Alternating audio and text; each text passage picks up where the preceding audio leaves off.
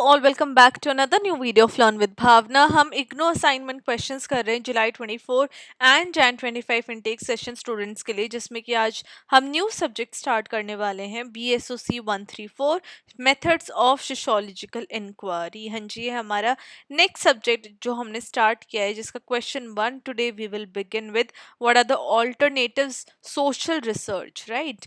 अब इसके बारे में हमें डिस्कस करना है, बट उससे पहले let me go through the PDF once जो कि आपको इग्नू की तरफ से मिली हुई है। तो यहाँ पे आपका जो कोड है, सब्जेक्ट कोड, वो यहाँ पे मेंशन्ड है along with bachelors of arts programme. यहाँ पे you have your session over here जुलाई 24 एंड जनवरी 25 के साथ। देन आगे जो है आपका जो कोर्स कोड है along with the course name, then again in in bold यहाँ पे नीचे मेंशन्ड है। उसके बाद आपके स्टूडेंट्स को एड्रेस करते हुए एक लेटर लिखा गया है इग्नू की तरफ से कि आपको किन किन चीज़ों का ध्यान देना है, how do you have to submit your assignment, जो बेसिक इन्फॉर्मेशन है वो सब यहाँ पे मेंशन्ड है। उसके बाद जो आपकी लास्ट डेट ऑफ सबमिशन है वो यहाँ मेंशन की गई है कि जुलाई 24 बैच को सबमिट करने असाइनमेंट 30 अप्रैल को एंड जनवरी 25 बैच के स्टूडेंट को सबमिट करने असाइनमेंट ऑन 31 अक्टूबर। तो ये आपकी असाइनमेंट डेट ऑफ सबमिशन है।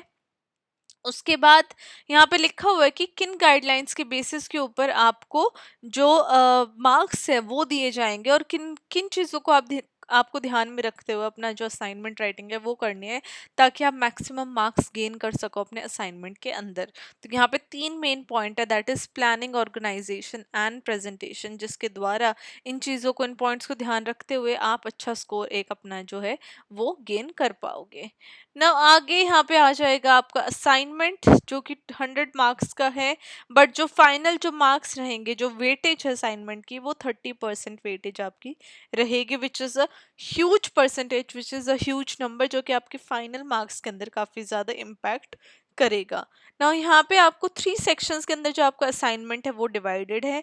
जो आपका असाइनमेंट 1 है या फिर सेक्शन 1 है, वो आपका long type of question answers हैं जो आपको 500 वर्ड में आंसर करने हैं। 20 मार्क्स के दोनों क्वेश्चन है।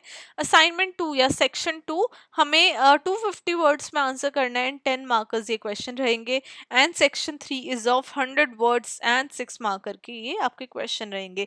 तो ये कुछ इंपॉर्टेंट टिप्स थी, कुछ इंपॉर्टेंट डिटेल्स थी असाइनमेंट की, जो मैंने यहाँ मेंशन की है। अलोंग विद दैट मैं एक और अपनी जो वीडियो है उसके बारे में यहाँ पे जिक्र करना चाहूँगी कि अगर आपको जो ये सारे टिप्स है, पॉइंट्स हैं प्लानिंग के, ऑर्गेनाइजेशन, प्रेजेंटेशन के, जिसके बेसिस पे इग्नू आपको मार्क्स प्रोवाइड करेगा, अगर आपको ये सारी जो पॉइंट्स हैं ये जानने की कैसे आप इन पॉइंट्स को यूज़ करके अच्छे मार्क्स गेन कर सकते हैं, तो एक इम्पॉर्टेंट टिप्स की वीडियो है, वो मैंने नीचे डिस्क्रिप्शन बॉक्स में डाली हुई है, तो आप वो वाली वीडियो चेक कर लेना, ताकि आपको जो इम्पोर्टेंट टिप्स हैं, पॉइंट्स है, वो समझ में आ जाए इग्नू के, जिसके द्वारा आप काफ़ी अच्छा जो स्कोर है अपना वो गेन कर सकते हैं। और ऑफ कोर्स डिस्क्रिप्शन में तो मैंने उसका लिंक डाल दिया, डिस्क्रिप्शन बॉक्स में नीचे आप कमेंट भी कर सकते हैं। अगर आपको लिंक चाहिए स्पेसिफिकली तो मैं आपको कमेंट, जो आप कमेंट करेंगे उसके रिप्लाई में भी मैं आपको जो है लिंक प्रोवाइड कर दूंगी ना। इसी के साथ let's start with the question 1, जहाँ पे हमें ऑल्टरनेटिव्स बताने सोशल रिसर्च के ना। सोशल रिसर्च क्या है? कोई भी एक सिस्टमैटिक तरीके से जब हम सोसाइटी को स्टडी कर रहे हैं, बट जो उसके ऑल्टरनेटिव्स हैं वो अंडरस्टैंडिंग सोशल इश्यूज के, वो भी काफ़ी सारे होते हैं। तो ये जो ऑल्टरनेटिव्स होते हैं ये होते हैं पर्सनल एक्सपीरियंसेस के ऊपर, common sense, traditions and expert opinions. ये हमें यूजफुल इंसाइट प्रोवाइड करते हैं, लेकिन कई बार रिलायबिलिटी हमें इसमें लैक होती हुई दिख सकती है, एक्यूरेसी कम हो सकती है as compare to that of scientific research. तो कुछ की ऑल्टरनेटिव्स हैं जो मैंने नीचे मेंशन किए हैं सोशल रिसर्च के, अलोंग विद उनकी स्ट्रेंथ्स एंड वीकनेसेस। तो फर्स्ट हमारा आएगा पर्सनल एक्सपीरियंसेस। तो एक one of the most common वे है जो कि लोग सोसाइटी को अंडरस्टैंड करते हैं, वो है पर्सनल एक्सपीरियंसेस के द्वारा, उनके खुद के एक्सपीरियंसेस के द्वारा। जब कोई भी इंसान बड़ा होता है, चाहे वो पुअर नेबरहुड में ग्रो हुआ हो, तो वो मे बी ये सोचे कि जो पॉवर्टी है वो तो दुनिया में सभी लोग गरीब हैं, वहीं पे जो पर्सनल एक्सपीरियंसेस हैं वो हमें वैल्यूएबल इंसाइट प्रोवाइड करते लाइफ के अंदर, ऑल्सो वो मिसलीडिंग हो सकते हैं बिकॉज वो एक इंडिविजुअल की जो सोच है सिर्फ वहाँ तक ही सीमित रहते हैं। नाउ फॉर एग्जांपल कोई भी एक स्टूडेंट स्टडी कर रहा है, वो काफ़ी ज़्यादा मेहनत कर रहा है और वो अच्छा स्कोर कर रहा है, तो वो मे बी ये बिलीव करे कि जो सक्सेस है वो सिर्फ एफर्ट के ऊपर ही डिपेंड करती है, और वो मे बी जो सोशल और इकोनॉमिक बैकग्राउंड का रोल है उसको नज़रअंदाज कर दे। Now second is common sense. Now common sense जो एवरीडे ऑब्जर्वेशन एक पर्टिकुलर इंडिविजुअल करता है, उसके बिलीव्स होते हैं जो पीपल सोचते कि यही जो है असलियत है, यही ट्रूथ है। हाउएवर जो कॉमन सेंस है वो कई बार शेप होती है स्टीरियोटाइप्स के द्वारा, और कई बार वो गलत भी हो सकती है। जो कुछ चीज़ें कई बार ऑब्वियस दिखती हैं वो हमेशा ट्रू नहीं होती हैं जब उनको साइंटिफिकली टेस्ट किया जाए। फॉर एग्जाम्पल काफ़ी सारे लोग ये बिलीव करें कि जो पुलिस प्रेजेंस इंक्रीज हो रही है विद टाइम, उससे क्या है क्राइम रिड्यूस हो जाएगा, क्राइम कम हो जाएगा। हाउएवर जो रिसर्च है वो ये दर्शाती है कि क्राइम इन्फ्लुएंस होता है काफ़ी सारे फैक्टर्स के द्वारा, चाहे वो इकोनॉमिक कंडीशंस है या फिर एजुकेशन है। Now third is tradition and cultural believes. ना ट्रेडिशन पास डाउन होता है जनरेशन्स के द्वारा, और जो वर्ल्ड की अंडरस्टैंडिंग है उसको शेप करने में हेल्प करता है। वहीं पे वो प्रोवाइड कर रहे स्टेबिलिटी और कंटिन्यूटी जो कि किसी भी चेंज को रेजिस्ट करने में मे बी रोके या फिर साइंटिफिक प्रोग्रेस होने में उसको रोक सके। कुछ ट्रेडिशन बेनिफिशियल भी है, लेकिन वहीं पे कुछ ऐसे ट्रेडिशन है जो मिथ के ऊपर बेस्ड है rather than facts. For example कुछ कल्चर्स के अंदर लोग ये बिलीव करते हैं कि जो बॉयज हैं वो नेचुरली बेटर है मैथ्स में rather than girls. However research ये दर्शाती है कि जो डिफरेंसेस है लर्निंग में वो है सोशल फैक्टर्स की वजह से rather देन नेचुरल एबिलिटी। तो मतलब कि उसमें ये जो जेंडर है उसका कोई भी रोल नहीं आता लर्निंग में, बल्कि वो हर एक इंडिविजुअल का जो लर्निंग इन्वायरमेंट है उसके ऊपर ज़्यादा बेस्ड होता है। ना फोर्थ इज हमारा अथॉरिटी एंड एक्सपर्ट ओपिनियन। तो काफ़ी सारे लोग रिलाई करते हैं एक्सपर्ट्स के ऊपर, चाहे वो रिलीजियस लीडर्स हो, टीचर्स हो, पॉलिटिशियंस हो या फिर मीडिया फिगर्स हो, ये अंडरस्टैंड करने के लिए कि डिफरेंट सोशल इश्यूज का जो रोल है सोसाइटी के अंदर वो क्या है। वहीं पे काफ़ी सारे एक्सपर्ट्स प्रोवाइड करते हैं यूजफुल इंसाइट को, वो मे भी बाइसेस भी हो, उनके पर्सनल इंटरेस्ट हो जो कि एक पर्टिकुलर पर्सन के ओपिनियंस को इन्फ्लुएंस कर सकता है। फॉर एग्जाम्पल एक गवर्नमेंट ऑफिशियल वो क्लेम कर सकता है कि जो अनएम्प्लॉयमेंट है वो इकोनॉमिक प्रोग्रेस शो कर रहा है, बट वहीं पे जो इंडिपेंडेंट रिसर्च है वो एक डिफरेंट रियलिटी शो करे।